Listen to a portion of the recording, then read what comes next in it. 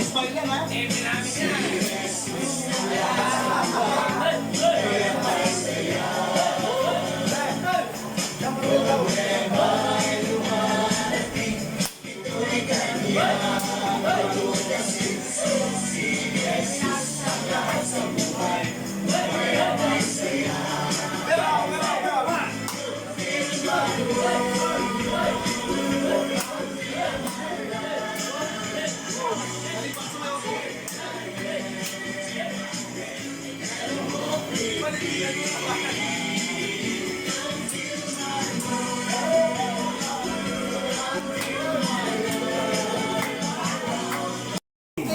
Okay? Di na lamang ang pag-ibig ng Diyos sa sanlibutan. Kaya pinagkalog niya ang kanyang bugtong na anak upang ang sino man manimpalataya sa kanya ay hindi mapahamak, kundi magkaroon ng buhay na walang hanggan. Praise God. Amen. Amen. Amen.